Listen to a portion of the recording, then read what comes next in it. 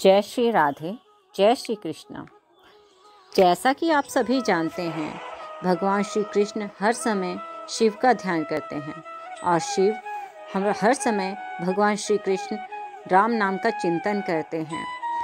कहते हैं ना, हरि के बिना हर अधूरा और हर के बिना हरि अधूरे। यदि आप कृष्ण की भक्ति करते हैं तो आपको भोलेनाथ का जाप अवश्य करना चाहिए, और यदि आप शिव की भक्ति करते हैं तो आपको हरि का जाप भी हम निरंतर करते रहना चाहिए, जिनसे हर की कृपा प्राप्त होती है। क्या आपको पता है कि वर्ष में एक दिन ऐसा भी आता है जिस दिन हर का मिलन होता है, अर्थात शिव जी और विष्णु भगवान का मिलन होता है। वो है बैकुंठ चतुर्दशी। बैकुंठ चतुर्दशी कार्तिक मास के शुक्ल पक्ष की चतुर्दशी तिथि को मनाई जाती है। यह पर्व भगवान शिव और भगवान विष्णु के एकाकार स्वरूप को समर्पित है। देव प्रबोधिनी एकादशी पर भगवान विष्णु 4 माह की नींद से जागते हैं और चतुर्दशी तिथि पर भगवान शिव की पूजा करते हैं। इस तिथि पर जो भी मनुष्य हरि अर्थात भगवान विष्णु और हर अर्थात भगवान शिव की पूजा करता है, उसे बैकुंठ लोक की प्राप्ति होती है। ऐसा वरदान स्वयं भगवान विष्णु ने नारद जी के माध्यम से मानव जन को दिया था। इसलिए इस दिन को बैकुंठ चतुर्दशी कहा जाता है। आइए जानते हैं इस व्रत के महत्व और इससे जुड़ी पौराणिक घटनाओं के बारे में। प्रचलित कथा। सत्ययुग की एक घटना का विवरण धार्मिक पुस्तकों में मिलता है। इसके अनुसार जब भगवान विष्णु को अपनी भक्ति से प्रसन्न कर राजा बलि उन्हें अपने साथ पाताल ले गए, उस दिन आषाढ़ मास के शुक्ल पक्ष की एकादशी तिथि थी। 4 माह तक बैकुंठ लोक श्री हरि के बिना सुना रहा और सृष्टि का संतुलन गड़बड़ाने लगा। तब माँ लक्ष्मी विष्णु जी को वापस लाने के लिए बैकुंठ से पाताल गईं। इस दौरान राजा बलि को भगवान विष्णु ने वरदान दिया कि वे हर साल 4 माह के लिए उनके पास पाताल में रहने आएंगे। इसलिए भगवान विष्णु हर साल 4 माह के लिए पाताल में अपने भक्त बलि के पास जाते हैं। जिस दिन माँ लक्ष्मी के साथ भगवान विष्णु बैकुंठ धाम में वापस लौटे, उस दिन कार्तिक मास के शुक्ल पक्ष की चतुर्दशी तिथि थी। इस दिन भगवान विष्णु के बैकुंठ लौटने से उत्सव मनाया, उनके जागने के उत्सव के रूप में उसे मनाया गया। कार्तिक शुक्ल पक्ष की एकादशी तिथि को श्री हरि जागने के बाद चतुर्दशी तिथि को भगवान शिव की पूजा के लिए काशी आए।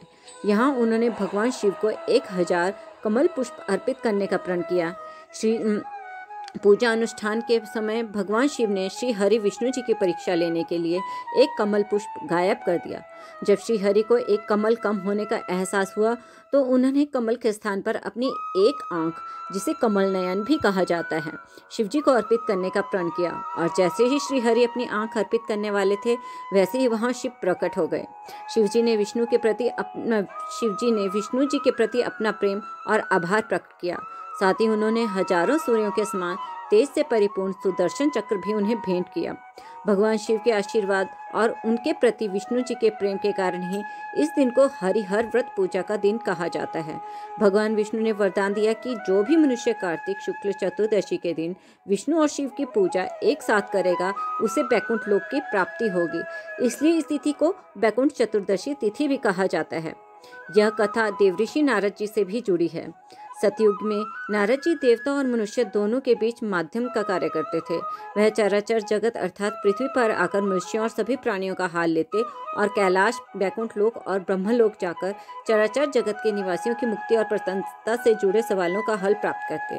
फिर अलग अलग माध्यमों से वह संदेश मनुष्यों तक भी पहुंचाते। इसी क्रम में एक बार नारद जी बैकुंठ लोक में भगवान विष्णु के पास पहुंचे और उनसे प्राणियों की मुक्ति का सरल उपाय पूछा। तब भगवान विष्णु ने नारद जी से कहा, जो भी प्राणी मन, वचन, कर्म से पवित्र रहते हुए बैकुंठ एकादशी पर पवित्र नदियों के जल में स्नान कर भगवान शिव के साथ मेरी पूजा करता है, वह मेरा प्रिय भक्त होता है।